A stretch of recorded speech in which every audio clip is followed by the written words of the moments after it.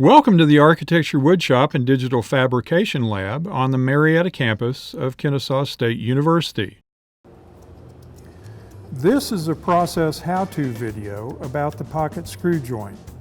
In this video, we will also show you how to use the Kreg K4 pocket hole drilling jig and some specialized pocket screw clamps. At the end of this video, you will know about the pocket screw joint and what it is best used for, and some of the different ways a pocket screw joint can be used. The process to make any joint has the same steps in common. These steps are covered in more detail in the joinery overview video. In this video, we'll walk through these steps as they need to be performed when making the pocket screw joint. The common steps for the joint making process are the following: joint selection, and we assume that you have selected or are at least considering the pocket screw joint for your project. Then, layout is combined with measuring and marking, followed by cutting or profiling, in this case that's drilling, and finally, assembly and glue up. A pocket screw joint is typically used as a specific type of reinforced butt joint. If you haven't viewed the video on the butt joint yet, we recommend that you view that video first.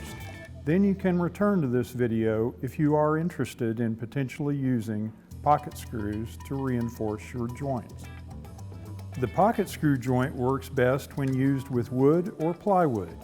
It is not as effective a joint when used with MDF or particle board, although it can be used with those materials as well. Let's start from a point in the process where you have elected to use the pocket screw joint on your project. It's time to take a closer look at the pocket screw joint.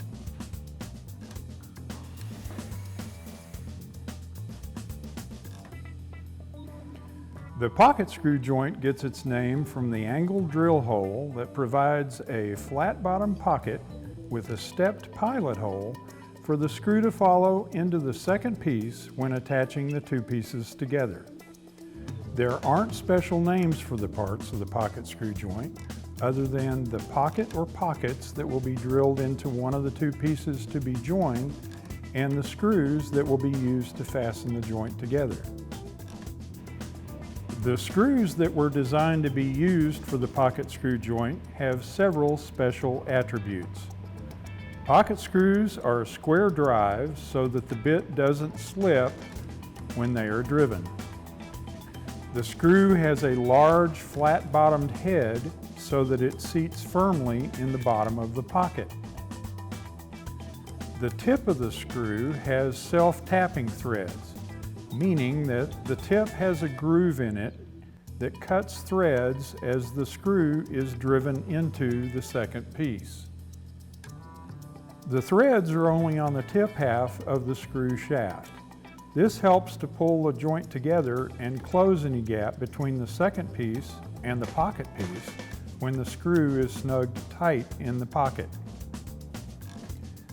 Different applications of the pocket screw joint include the following examples: angles, like the sides of a cabinet; a panel, like making a wider board from narrower boards; a frame, which could be a corner, a T, or a miter, like a picture frame or a face frame for a cabinet; shelving, like in a cabinet or in a side table; or edge banding, like adding solid wood banding to the front edge of a plywood shelf. Pocket screw joinery should be done with pieces that are their finished dimension and surface. You should perform all of the process steps to produce the finished surface and final dimension of the pieces before measuring for pocket screw joints. In some cases, it may be easier to complete the finishing or painting of the pieces prior to assembly. Consider and compare how easy or difficult it would be to apply finish to the project, either assembled or in pieces. In order to keep track of what each piece is and its correct position as you work on the joinery, we recommend you label the joint pieces so that you are able to easily recognize their position in the piece. With the pocket screw joint, it is critical to know which pieces will be drilled for the screws and on which side those pieces will be drilled. Guidelines for the pocket screw joint are the following. The screw should exit the pocket piece of the material in approximately the middle of the thickness of the material. This positioning should be taken care of with the proper adjustment of the Kreg jig for the material thickness. More on that in a minute. The screw length should be appropriate for the material thickness. When the screw is fully seated in the pocket, the screw threads should be well engaged in the wood. On long edge joints, a pocket screw should be located every 6 to 12 inches. The spacing driven by the amount of stress the joint will be receiving. As always, we recommend a test joint in identical material before you drill a bunch of holes at incorrect depths that could ruin your good wood. Or you use screws that are a tad too long and come out the side of your project. Once you have decided to use pocket hole screw joints on your project, it's time to measure and lay out the location of the joints. The following tools will be needed: a tape measure and a pencil.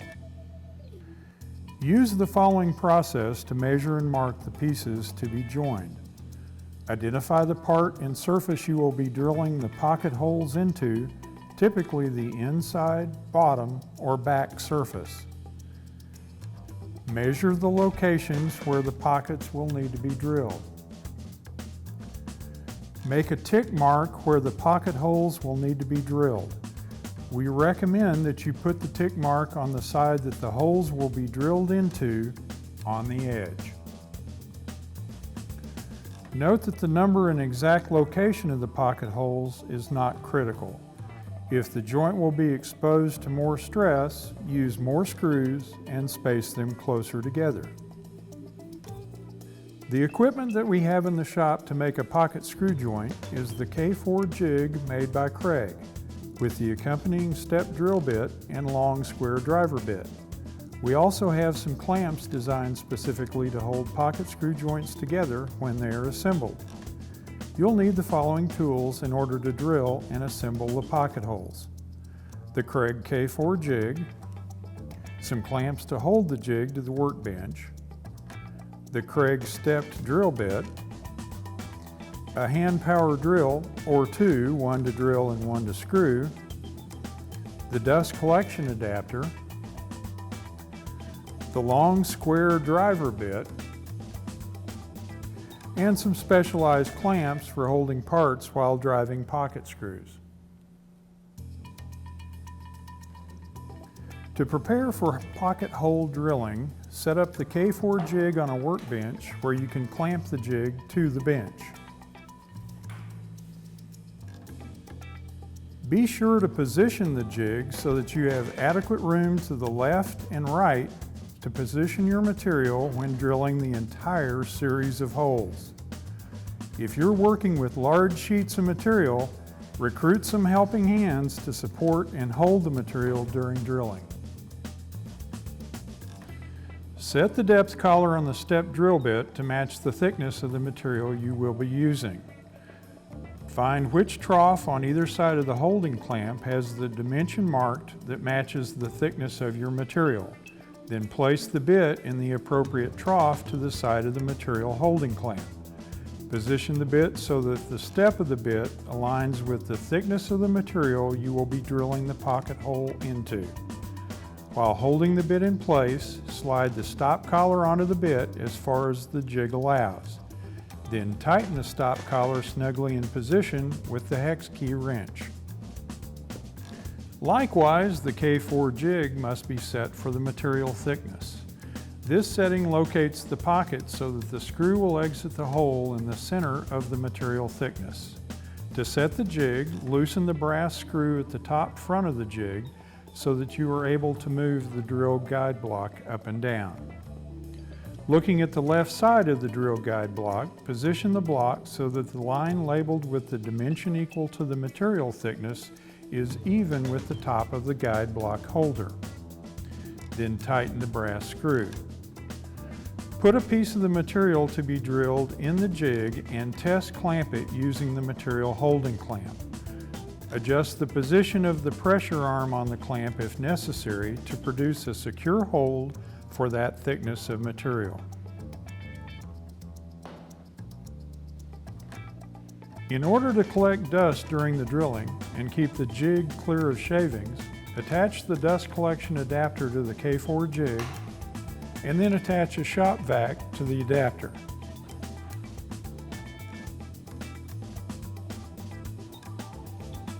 When drilling the pocket holes, perform the following steps.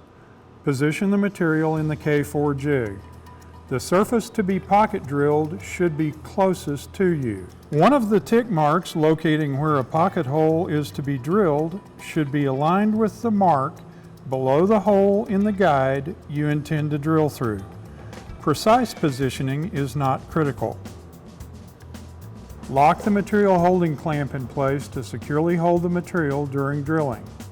Then turn on the shop vac. Drill the pocket hole until the bit reaches the full depth of the guide hole. Withdrawing the bit once or twice to clear chips is recommended if it appears to be necessary for the material being drilled. Then loosen the material holding clamp, reposition the material for the next pocket hole, reclamp, and drill the next holes.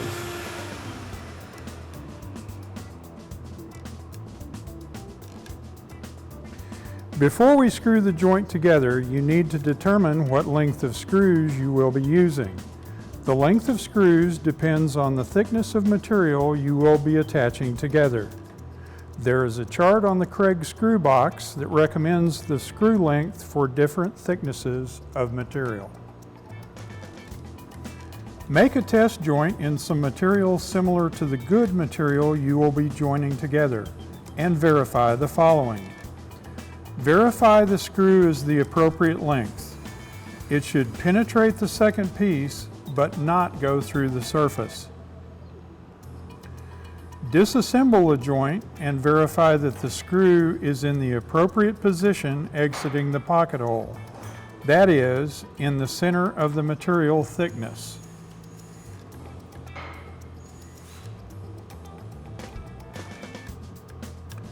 Then reinsert the screw in the pocket fully and compare the exposed threads to a profile edge of the second piece to picture the amount of screw tip penetration. Note that the screw length chart assumes you are connecting two pieces of the same thickness, and it is a recommendation. The guide for positioning the stop collar on the drill bit is also a recommendation. A test pocket hole drill and joint assembly is always a good idea, particularly if you're joining pieces of material that are different thicknesses. If you are joining two pieces of material that are differing thicknesses, or if your test joint is not satisfactory, ask a staff person for assistance. The critical keys for success with any joinery include the following that are particularly relevant for pocket screw joints. Accurate and consistent milling and dimensioning of materials.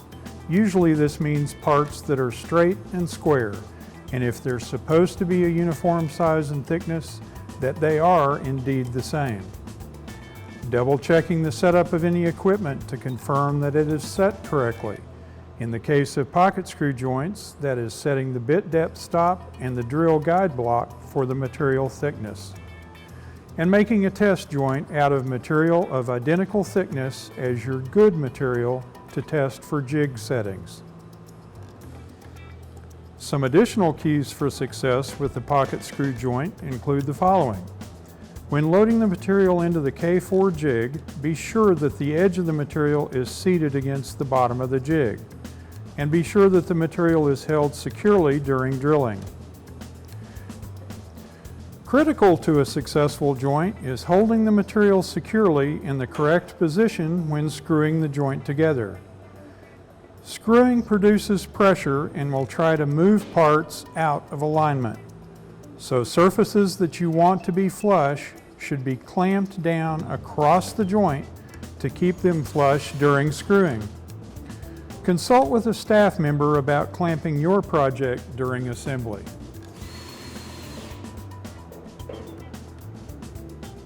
Verify that the screw is the appropriate length. It should penetrate the second piece, but not go through the surface. Disassemble a joint and verify that the screw is in the appropriate position exiting the pocket hole, in the center of the material thickness. When you are finished, be sure to vacuum off the Kreg K4 jig.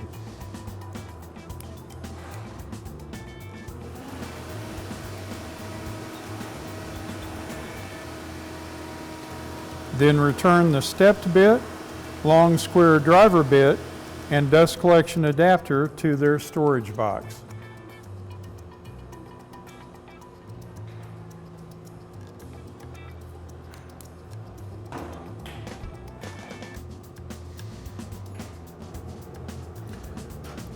The jig, the bit box, and any specialized pocket screw joint clamps should be returned to their designated storage area.